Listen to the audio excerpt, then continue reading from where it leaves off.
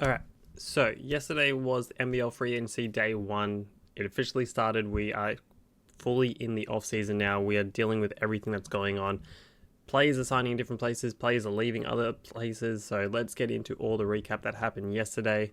So the first thing first, let's talk about the DJ Vasiljevic issue because he is no longer part of the Adelaide 36ers. He feels like such a culture guy there. He felt like he pretty much helped build that team to where they are in terms of like the playing group because of before him everyone was just coming and going. There was no certainty. There was nothing like that felt for sure about that Adelaide team. Like, yes, they had all the money, but that's pretty much all they had. Then DJ came in a few years ago after that stint with the Kings and then going to the Wizards and then not understanding what the contract means. We don't need to get into that. He comes into Adelaide, feels like such a glue guy for them to help with the culture. He felt like a locker room leader. He was the captain of the team. And to see it all end the way it did is kind of disappointing by Adelaide. I mean, but it feels like a very Adelaide thing to do. Me personally, I don't want to see this man leave the NBL. As long as he finds another team anywhere in the league, I am more than happy. I was a big fan of him when he was played for the Sydney Kings. See him go to Adelaide and be like that number one option for a little bit. That didn't really pan out. Like they got the proper number one option like a Kendrick Davis and now Bryce Cotton. He feels like such a good complementary piece. I know he didn't have the best Game 5 in the NBL finals. A lot of guys didn't have a great game. I don't really think that's something you can really hold him accountable for. Well, you can hold him accountable, but you can't really put all the blame on him. But yeah, this was announced yesterday by Olgun in like 7:30 in the morning. So this is right before free agency actually officially kicks off. So there are rumors now that he's in talks with a few different teams. I've seen like Melbourne United and Southeast Melbourne. I mean, anywhere, I'm happy to see him go. Like, I feel like Perth pretty much ruled them out. They just re-signed Elijah Pepper. That was a great thing to see. We kind of expected it to happen, but finally actually pen to paper. Great to see. That's what we want to see, guys. That's like kind of stay with their team. But the DJ thing, it feels like so much bigger because, I mean, he's like a mark. I don't think he's a marquee level player right now, but when he came back, he did really earn that kind of contract that he did get from Adelaide. So it'll be interesting to see the kind of money that he's getting offered now. Like I couldn't imagine it being less than like a 400K because he's a sharpshooter. He's been a cornerstone on multiple championship teams. Like he can definitely ask for that kind of high value like contract. And I think the other thing we need to talk about from this situation is the whole Mike Wells now. It does seem like Adelaide is sticking with him. He will be back next season. So this could be the start of a few players on the move. NBL Pleb did allude to this a little bit on X as well. Pretty much saying that there are more than one player is probably going to be off his contract, even though he is contracted for them. One of the names that I saw was Isaac White. It was an Isaac, but everyone thought it was Humphreys, but apparently it's going to be Isaac White. That will be interesting to see when it does happen because Adelaide are also after Sean Bruce. They've just signed Will Quall, which we will get into in a little bit. Like they're already making these big dramatic moves. They're trying to convince Torrey Craig to come back to the NBL for another season. Yeah, they're on the move. And then Michael, apparently he's all set. Because I think one thing we all really need to realize is DJ kind of spoke out against Mike Wells a few times. Like, he's a very open man when it comes to these interviews, so he pretty much just speaks from the heart, which is great to see, great to hear from a player. So that way you get a bit of a better understanding from their perspective. And to see him pretty much call out Mike Wells about some of the things that he did throughout the season, being like, that's not what we need right now. We need to be, like, focused on, like, the team, which is, you see the maturity come through on DJ, and it's great to see from his end. So I'm kind of glad that he's out of there. He can hopefully find a new place that he can help build a culture. I mean, Brisbane, I feel like could actually be a really good spot for DJ because of his history of what he's done with Adelaide.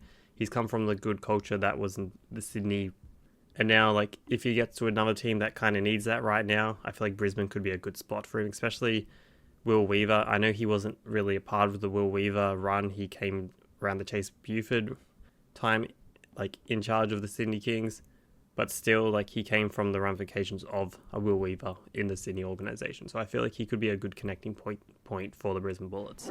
Okay, next re-signing is the Kelly Le'Apepe. He signed a new 2-year deal with Sydney Kings. Kind of expected, kind of all saw that coming, that he was going to be sticking it out. Did have that ACL injury, so he didn't really get to play this year at all, which was a bit of a shame, even though he has the championship to his name from sitting on the sideline. So congrats, Kelly. Like, I'm definitely not going to tell him he didn't deserve it because I feel like he He's been there all season long on the bench supporting the team. Like, he's not one of those guys that's just been there here and there now and again. You literally see him there every single week. So he definitely great to see him come back to Sydney, and I cannot wait to get him actually on the court again. To stick with the Kings, let's talk about the Kendrick Davis situation, because it does seem like the Kings have offered him another 2-year deal. Hasn't been accepted yet. Kendrick Davis seems to be like just weighing up his options at the moment, which, to be fair, let him do that. Let him take his time. Let him try and sort out like that NBA contract that he does want to get, and he is trying to prove that he does deserve it. I don't know if he will ever actually make the NBA, just because of his build. It is a lot harder for these smaller guards to actually make it into the NBA now than it was like 10, 20 years ago with the Isaiah Thomas and like the Nate Robertsons of the world.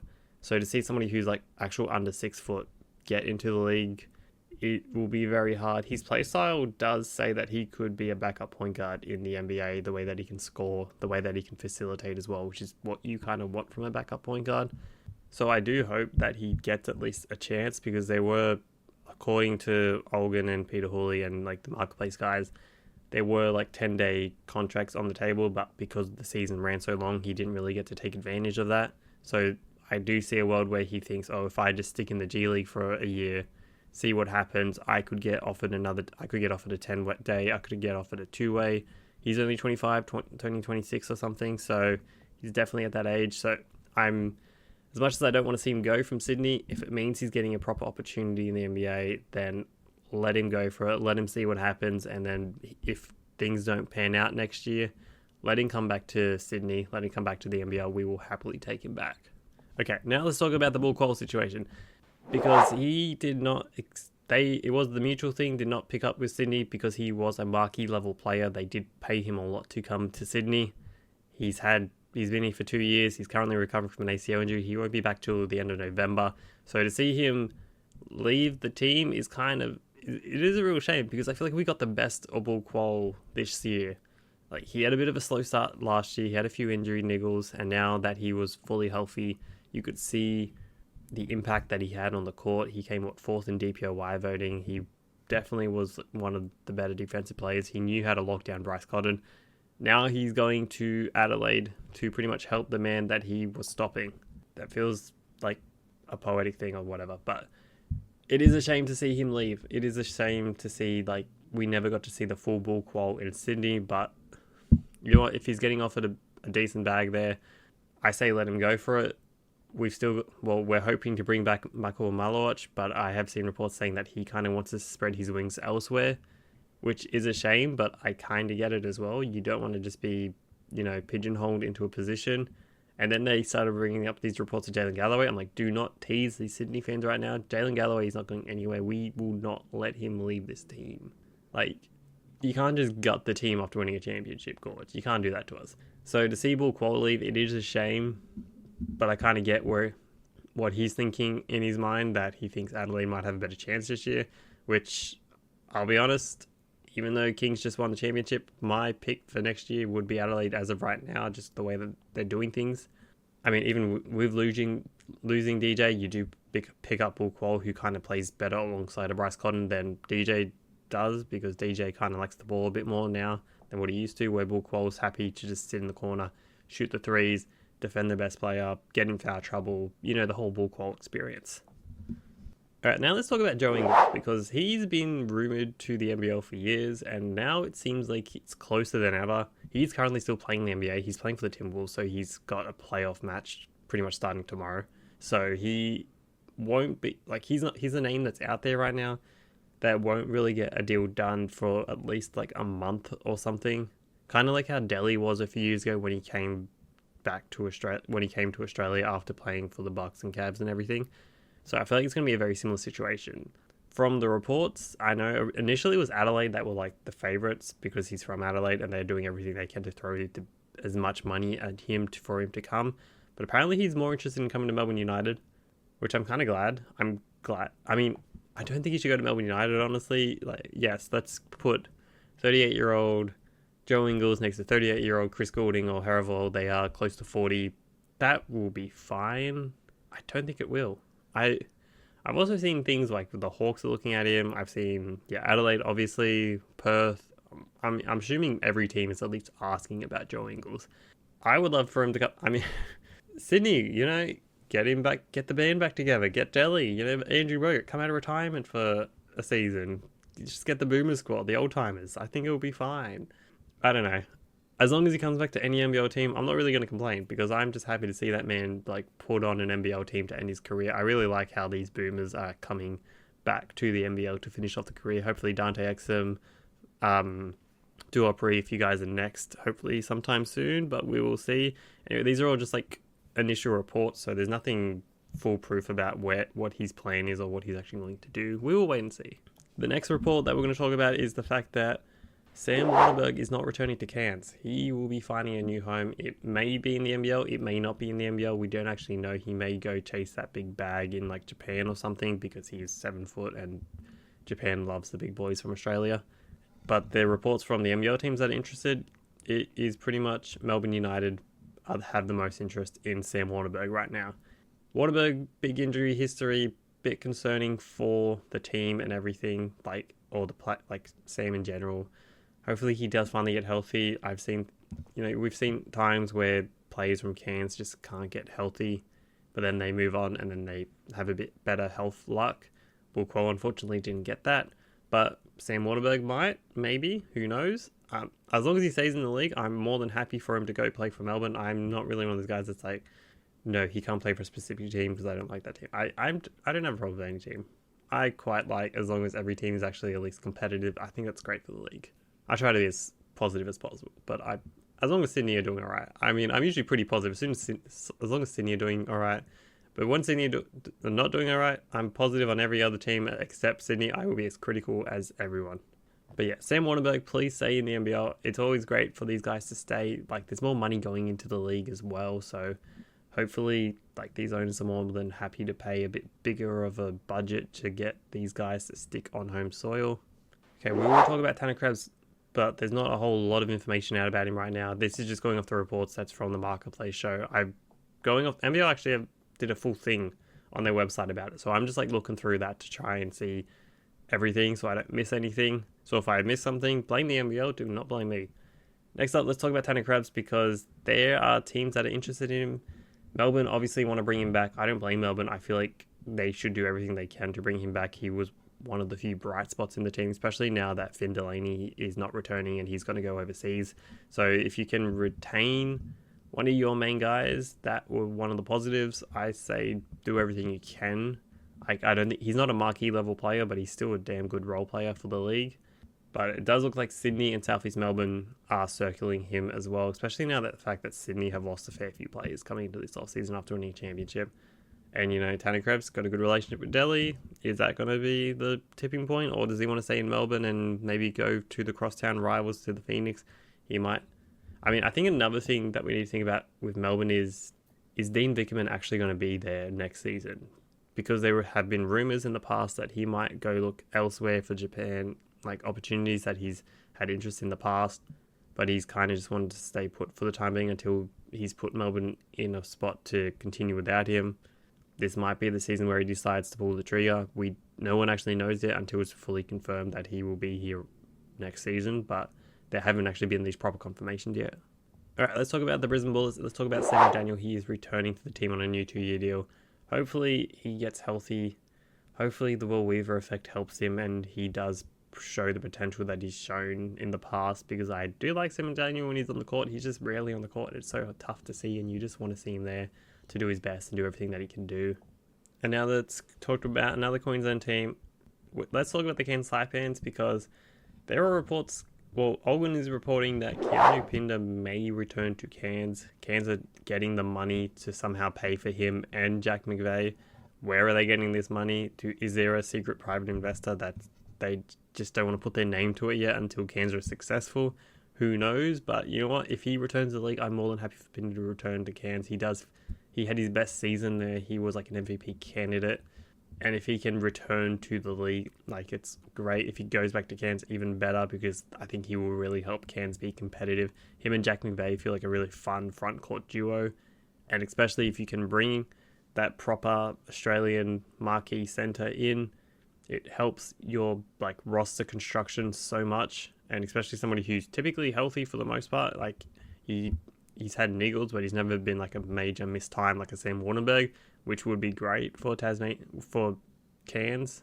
Another thing for the Perth Wildcats fans, not only did you get Elijah Pepper back for 2 years, you get Jesse Wagster for another year. He won't retire. He's Mr. Iron Man, just going to be there for the rest of his life. You know, LeBron James kind of level of player, 18th season in the league. One of the most of all time for a single franchise, which is insane. Even if he doesn't really play a lot, like, as long as you have him on the bench, I feel like he's just such a good core value piece to help all the younger guys, get everybody going. He's just like one of those locker room leaders that you just don't want to lose. He's becoming like a Udonis Haslem. That's probably the best NBA comparison to him. Okay, this will be a little one because I'm happy that his name's actually getting spoken about. Mojave King has interest from the Hawks. I actually quite like that. Mojave King, he was great for the Taipans. If he returned to the Taipans, I'd be happy. If he returns anywhere in the NBL, I will be more than happy because he's been a lot of fun. I don't know how he wasn't on a roster at the beginning of last season. It made zero sense. He's a good player. Like, there's a reason he got drafted in the NBA, coming back to the NBL. He gets better with age as well. He's only 21, 22. He's very young. But yet, he wasn't on a roster. It makes zero sense. Hawks, if you get him, I feel like he's a good one for you guys. Come off the bench. He can handle the ball. He can play off the ball. He can hit a three, which is a big thing that the Hawks needed. So I feel like he'd be a good fit for the Hawks. So if that does happen, you know what? Good on you, Illawarra. This is actually, talking about young players, this is something that I don't really get what is going on here. Dash Daniels. Apparently he's got a lot of interest from the Phoenix, and apparently he is interested in joining the Phoenix. If I'm Dash, I would want a proper point guard. I mean, you've got Sobey, you've got Angus Glover, but you don't have like a true point guard to really help hone your craft. And I feel like under Josh King, he will thrive. Like, he did well under Dean Vickerman, only being, if you missed it somehow in the broadcast when they mentioned 20 times that he was only 17 years old. But he's only 17. He'll be 18. He'll do his second year. He'll hopefully take that jump Kareem Lopez took. And I'm kind of glad he's returning to the league because his draft stock did drop a fair bit throughout the season because there was a lot of hype behind him. But then I think people just forgot about the fact that he's still very, very young. So they kind of held him to the same regard as a guy who's played a year in college, who's like 19, turning 20, whatever, even though he's even younger than that, which is crazy. But if Phoenix can get him, then good on you, Phoenix, because I feel like he can fill that Malik Lewis void as well for having that younger, energetic guy that can just defend everybody and just be an absolute menace. Okay, let's talk about an import. Let's talk about Tyson Walker. I'm a big fan of him. I'm really glad to see like a lot of teams are in talks with him. So apparently the Phoenix are really hungry alongside Perth. They are the big two teams that are going after him right now. I wouldn't mind him returning to Melbourne either, as long as he stays in the league. I think he'll be the perfect fit for like any of these teams, just because he's like a two-way player. His defense is really good, led the league in steals. Like he's that kind of guy that you want to have, and he doesn't always need the ball in his hand, but he can facilitate when you need him to. He's pretty much exactly what the Perth Wildcats were missing last season. So if they can get him, that is great for them. He's that guy that will probably replace Ian Clark, because Ian Clark will probably do the same thing he did with Puerto Rico this year, which means he's probably going to be an injury replacement if one of these like import guards get injured or anything, which is cool. It's a cool job for Ian Clark to do because everybody knows his reputation and he can hit shots when needed. And Tyson Walker could be that missing piece for a team like the Phoenix and the Wildcats, who both made the playoffs, just came short against like the two championship teams. In fairness, I'm kind of glad they both did come short because those 5 games were phenomenal. So anyway, Tyson Walker, as long as you say the NBL, I am more than happy. You're one of my favorite imports. You're like high on my list of guys to actually return, like imports to return. All right, so that's pretty much all the big news that happened yesterday in the NBL free agency. There will probably be more, but it won't be as big as it was yesterday. Obviously, the first days you get a lot of the big news breaking down and everything. So if there is other big stuff that I can talk about for a fair bit, I will talk about it, but I'm going to try and do more of these longer form videos. Anyway, if you enjoyed it, like, comment, subscribe, all that stuff, follow the channel, and yeah, hopefully we keep bringing these kind of videos.